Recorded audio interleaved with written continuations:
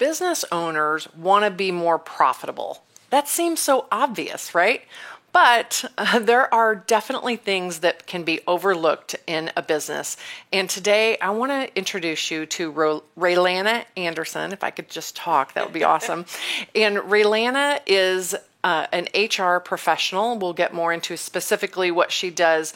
But this video is for you if you've ever had a business, if you ever have thought about having a business, if you know someone who has a business, if you might someday think about having a business or working in a business. So it's basically for everybody. Sure. Right? Anyway, Raylana, it's so nice to have you here on Peoria Professional. And I should say that I'm Renee Harani, but anyway. Yes. So I want to talk to you, first of all, we met several weeks ago, and I was like kind of fascinated because you described yourself as an HR consultant. Correct. And you have your own business. And so you help a variety of types of businesses with a variety of HR type of activities. Right. Right? Right. And so I've been thinking about this a lot lately because, I have my own business too. And I think, this is an area that people probably are not giving a whole lot of consideration to that could really be a game changer.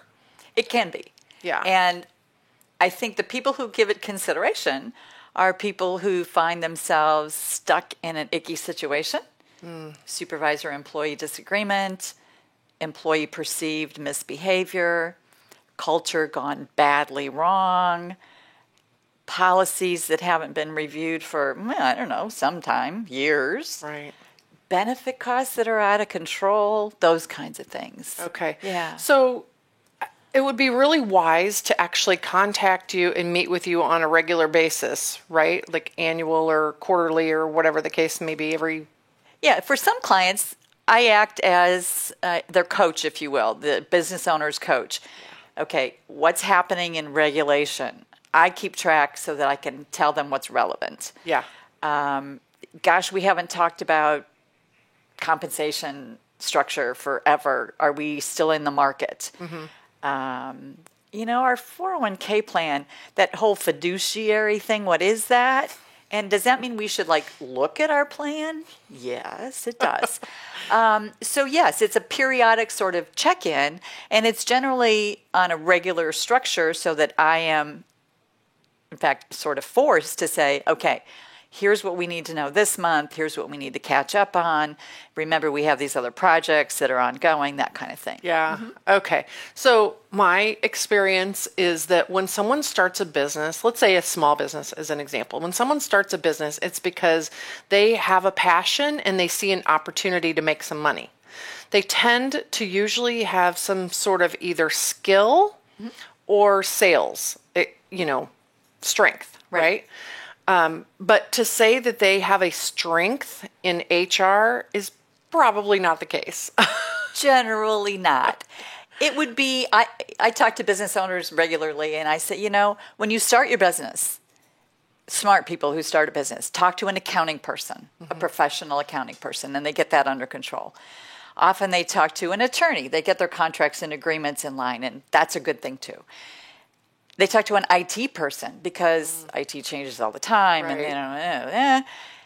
And what they're missing is talking to an HR professional. Yeah. How do I hire? What do I need to do that I may or may not already know about?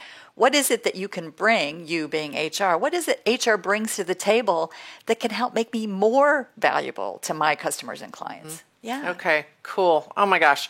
So the people who think of hiring you, if I heard you correctly, you have found that a lot of times it's when they have a problem instead of kind of getting ahead of the game. Too often. Okay. All right, cool. And so that, how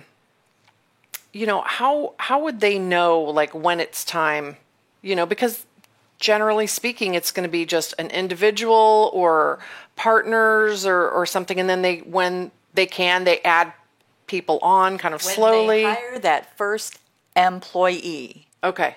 Not a contractor, hoping that they understand and got all the whys and wherefores for that differentiation.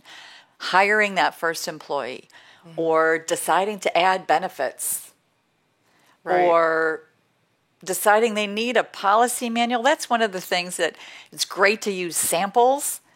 In one of the industries that I work in, I swear there was a policy handbook created about 100 years ago, and everybody uses the same one. It's amazing. And it doesn't fit. Yeah. Great to have a sample. You got to make them fit. Right. And then also I kind of want to talk about like the employee side Sure. of things. So as an employee, if you're working for a business that maybe only has like 15 to 20 employees or something, I bet that the satisfaction of those employees is not nearly as prevalent in the business owner's mind as paying the bills. It depends. Okay. I think in a well-run organization where that passion of the business owner, the person who started the business is there, probably with only 15 or 20, there's still that passion in those people that have come together to be a part of that business. Okay. And it may not be in the owner's mind, top of mind, but it's certainly there because those people are supporting it because they know it. It's when the group starts to be a little less homogeneous, and that's great. You get the diversity of opinions and viewpoints and experience, and it's less attached to that vision or that passion, or the owner gets busy going to the next thing and Right. leaves those people with that passion behind. Yeah, because sometimes they feel like, well, I got this thing up and running. I'll find someone to manage it, and I'm going to go do this other thing. Because maybe a little ADD, always looking for that high, that thrill of starting something new, Like I Yeah, could it's see that. great to add that, to recognize, okay, someone needs to maintain and manage. The key, I would say the trick, but it's not a trick. The work is to make sure that that person who's managing carries that passion and continues to communicate it to every one of those employees. Yeah. Okay. So people who feel that they have, let's say, an office manager, okay? Like if that person appears to be just the perfect type of person, what in that business owner's mind would need to be triggered for them to understand that just because they're great at their role doesn't mean that all issues have been taken care of so that they can avoid some of those issues that you were talking about? You're trying to get to anybody can do HR. Well, Everybody has a role to play. And too often, HR issues, which could be any number of, could be benefits or compensation or culture development or employee communication or performance management, gets pushed aside because it isn't what has to be done today. It's a long-term thing. It's a building and a connecting. So, for example, that office manager probably is great at what needs to be done today. Is the customer need getting met? And are the books in order? And is the door unlocked? And is the facility in order? And forgetting that each one of those things needs to be connected back to why are these employees working with us today? And what can we do to make our employee group just thrilled to death about helping those customers? So, yeah. okay. It all gets right. missed. Okay, so I'm just wondering if you have, well, first of all, let's back up with your experience. How did you get to be, like you've had this business for 5 years, right? Oh, gosh, longer than that. Longer than 5 years? Yeah. Okay, so what was your story as far as like where you started and how you got here? Yeah. Well, I was an English major in school, English Lit in college, and have a minor in math, and so odd combination. Yeah. And that's a perfect combination for me because HR is both of those things. It's hard skills. Running numbers, crunching spreadsheets, setting up compensation programs, doing benefit analyses, and You're making me kind of itch. I know. And on a different day, I am interviewing. I am helping supervisors do a better job of communicating with their employees. I'm doing coaching, and it's a perfect combination. So I use that all along to say, and when I went to college, it was personnel. Ugh. I'm not sure if Right. human resources is any better, but it was that blend, and it still is that blend that's great. Because, yes, I can talk to a business owner as an example and say, look, this is a great business model you've got going. You're privately owned. You've shared some stock with your, key people, and all of your key people are planning to retire in about 5 to 10 years. Can your business really afford to buy them out to the degree that you thought you promised them? And if not, what are you going to do differently? Talk to the business owner on that scale, or their market compensation, or whatever that is, and say, yes, you and this individual have some issues. Is it really a performance problem, or are you just communicating a little differently, and do we need to work through that? So it's a perfect combination. And I've done that now for years, lots of years. And I've done it in public organizations, in private organizations, in small ones, and in gigantic ones. So it's really a neat blend of experience. Yeah. Well, I can tell that you have passion for what you do. So that's, really awesome to hear that. So the business owners, one of the common mistakes I see is that they spend too much time working in their business and not enough time working on their business. Would you agree with that?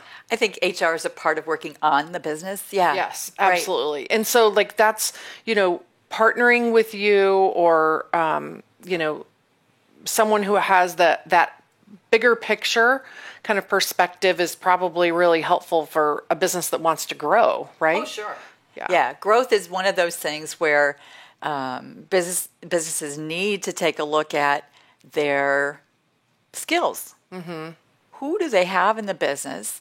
What do those people bring to the business? Are we tapping into that to the degree that those people want to participate? And how do we access that and grow the business? If we don't have it internally, can we build it? Or do we need to find it outside? Right. Yeah. They say if you're not growing, you're dying. Yeah, I've heard that. Yeah. Okay, so I just had a thought that just escaped me. Just lost it. Okay. Let's talk about technology for a second, okay? I heard today on a podcast that 100 years ago, technology was changing at not technology, but what we were learning was changing at such a slow rate, anybody could kind of keep up. You know what I mean? Sure. But now, because of technology, it's like we are doubling our knowledge every single year. That's exhausting to even think about. Oh, yes.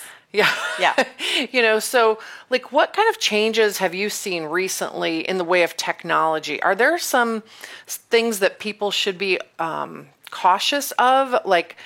Are there apps that are coming out that make maybe a small business owner feel like all they need is this app, and they don't really need an HR consultant or something? Or are those anything like that out there? Actually, there are lots of those related to HR. The early one was everybody had access to an online policy manual. Oh my goodness. It's hundreds of pages long, and more than half of those aren't at all useful or necessary and can get a business in trouble. Yeah. Other ones that are, I think, coming into the market when we talk about social media and that sort of thing, there are apps, if you will, and other things that businesses can do to help with performance management, with understanding what all of these folks are doing in their employee group. So if you and I are in one department and there are 6 people in another, the traditional way to review performance, first of all, it was once a year, and I'm sorry, but that's like setting your GPS after you're already where you want to be. Sure. How did we get here? Yeah. It's late.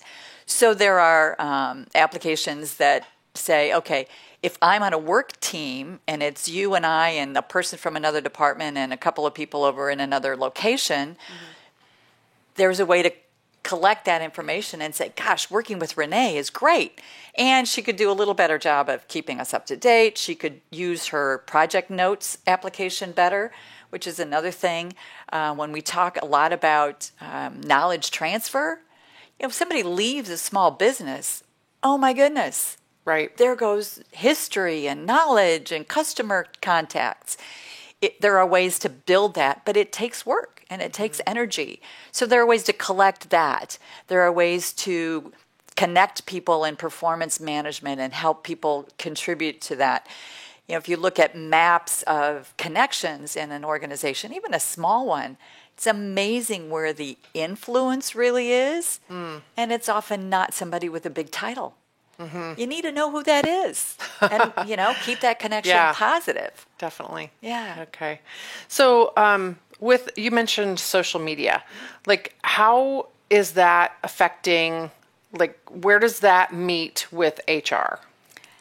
It's good and it's difficult. I think probably all have heard one of the big universities recently yanked somebody's acceptance because they had horrible Facebook posts. Right. Well, in businesses, sometimes the neat thing to do, if you will, if you're a recruiter or you're interviewing somebody, is go check their online media. Well, if their Facebook posts, first of all, the classic is, oh, yay, I ripped off this paper and I got an A on mine. Okay, well, that was just stupid. And no, you wouldn't hire somebody like that for a writing position. Right. But what do you do when you've checked it? I don't know. How do you make a decision? Right. And is it, on the other hand, if your employees, if your culture is strong and you're connected well to those influencers and they're talking up the business on social media or talking up the boss or their employee, it's great. There are some outside regulatory agencies that actually get involved in those decisions, and you got to really work that. And it's one of the minefields. So it's great. It should never replace face-to-face communication or connections between and among your employees. Right. Yeah. So are businesses are they being like secretive about checking social media? Are they checking social media of their employees or just the new hires or? Honestly, I don't know. Probably some of both. And if, it's not a big secret. If somebody posts something on Facebook, I guess it's not a secret. Or at least they need to remember that it might not be a secret. I don't encourage that. And if you trip across something or you hear as a business person, oh my gosh, so-and-so just posted this rant on there. Well, you need to talk to that person. And it needs to become a conversation. And at the same time, you need to tell employees, hey, remember, it's not private. Yeah. When you put it out there, it's not So private. have you come across situations where maybe an employer saw something that an employee had posted and they misinterpreted, what they were saying? Maybe that employee was being sarcastic and their friends understood, but the employer was offended or something, and then they have taken action against that person, whether it be that they put them on some sort of probation or fired them, and really maybe they didn't have the right to do that. Maybe they just responded from an emotional view. I mean, I have not personally gotten mired into that. Sadly, the courts are full of them, and those are issues where probably it's a little too late to do any preventative HR coaching, and maybe need to call an attorney. Yeah. What about public relations? Do you ever partner with the public relations department of businesses, and how do you work with them? I typically get involved with public relations on very specific sorts of communications. What do we tell people after an accident? And what do we tell the public after there's been an accident? What do we tell the public about, a departure of a key person or the arrival of a new key person and that kind of thing? So it's very limited. Yeah. Okay. Yeah. So I had a classmate who had high school classmate. So many years while ago. Yeah. And he had a very high profile position with a very prominent company. And it wasn't anywhere around here. But anyway, they put out a press release. It's got his picture and it's like he's moving on to better and brighter things. And, and I know one of our other classmates posted it thinking this is something to congratulate him on. I'm like, that I don't know about that. That didn't sound, so what is the proper thing to do? Should a larger business, because fairly, good-sized business, should they be putting out press releases when they None of those things should happen in a vacuum. And the word should is one that I just think needs to be removed from the vocabulary. Right. But ideally, those things don't happen in a vacuum. Social media, texting, apps, whatever it is, don't replace face-to-face communication and connections with people. Right. And so ideally, that individual, particularly if they're the subject of a press release, would have had some conversation with a lot of people before that thing happened. And sadly, it doesn't always work that way. Yeah. Well, I just thought it was a awkward situation, and could be interpreted in multiple different ways. But we live in such interesting times right now because it's like the Wild West, when it comes to social media and technology and everything, how like it's just constantly changing, and it's got to pose sticky situations sometimes for businesses. And I think too, and yet we're emotional human beings, right? And so businesses, like they're going to take their business so personally, and they figure, they've put so much energy and passion and hours into their business to have somebody else come along who didn't necessarily create that and create a problem for them. I think that having the perspective of someone who's in your situation where you're like informed, experienced, level-headed, usually, and often I am the person who I don't get in between, but my favorite role is to balance the business issues, the numbers and the what for, and the passion of that business owner with the employees. Not everybody's perfect. Yes, we need to have some communication. We need to get things, everybody back on the same page. We need to remember why we're here, and we're all here for the same reason. I get involved in the balance. Yeah. So I'd love to hear, like, what is one experience that you've had that you just felt like so rewarding, where you're like, I am so happy with what I'm doing. I know I'm providing value. Like what's something that has happened to you? One of the things that I do is to a business, usually, a mid-sized, what I'll call a mid-sized business, may have 50 to a few hundred employees. One of the things that I offer is to work with the person who got tagged with, and also you do HR. Okay. And often that person really wants to be very good at what they're doing. And they're doing a lot of things. HR just isn't their only job. Right. And so I work with that person to kind of build them up and, help them do a better job, help them learn the things that are relevant and kind of coach them along. And recently, sometimes it's difficult. And we work through it. It's always a face-to-face thing. But recently, one of those folks, I approached the meeting with that person, and I thought, okay, it's always a little tough at first. We get through it, and then we get through the, whatever the opportunity is. But she called me the morning on my way to the meeting, and she said, I am so looking forward to you being here today. I have a couple of questions for you, and then I think I know what we need to do. It was perfect. It was, we were over the hump. Yeah. She knew I was there to help her. I'm not there to take her job away. And she got excited about it. Yeah. So, when we can get through I'm not here to take your job away. I'm not here to tell you you're doing things wrong. But she felt like she could then contribute to the business the way they wanted her to. It was great. Right. Yeah. So I would imagine that there are times when people who do have that HR responsibility do feel a little threatened. Like, is this person going to come in and suggest that I'm not doing a good job, or that I, don't know what I'm talking about, or is that ever a situation that you've encountered? Well, I think, that's my assumption. Is that when I'm working with the business owner, yes, I understand what the goals are. And then I meet the person who's charged with getting it done, there might be a gap. Just as there isn't any performance issue. What do you got? What do you want? Is there a gap? And my approach is, I'm not here to take your job. I can't do, 40 people's HR job. And I'm here to make you look good. Okay, there you go. Do what the boss wants done. Yeah. So, it works, kind of in a different direction. Yeah.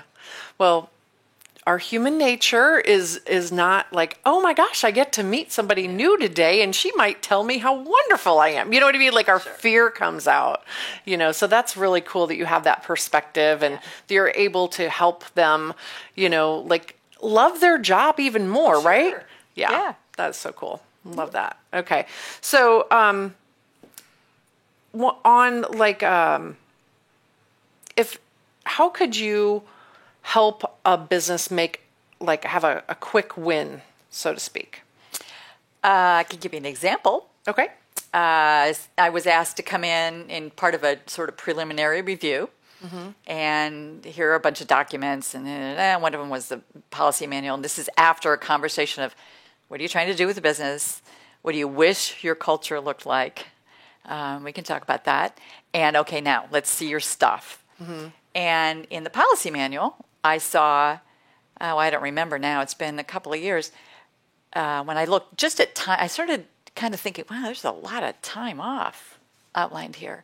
Oh. Well, if an individual who was eligible for all of the time off in that policy document took it, they would have worked like 8 months of the year. Oh, wow. And if every employee did that, oh my gosh. Yeah. So the business owner just said, yeah, we'll add that. Yeah, we'll add that. And had never really collected that information. Now, one of the things that I heard from the business owner in my first conversation was, we just seem to have a lot of absenteeism. Well, it wasn't absenteeism. It was people using their benefits. And so we really had, some good conversation with, if we trim that back, A, nobody's going to miss it. And B, the business might operate a whole lot better and save a few dollars. I can kind of see how that could happen, where they're, things are lean, and they're thinking, well, we don't have money to pay people more, so we'll give another couple of days off. Right? It seems like though there's no cost to that. Right. But suddenly we have an absentee problem. Right. Yeah, exactly.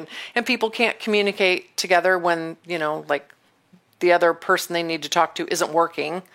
Right. So interesting. So fascinating. I have so much enjoyed this. Can you believe our half hour has just flown by? Can't be over. I know. But it's been amazing listening to your stories and hearing your perspective. I think it's definitely one of those things that more people need to know about. So I'm hoping that those of you watching this will share this with other people, because Raylana offers a service that I think is extremely valuable. So in many ways. But anyway, Raylana, thanks for being my guest today on Peoria. Glad to be here. Thanks, Renee. Thanks for watching. PeoriaLife.com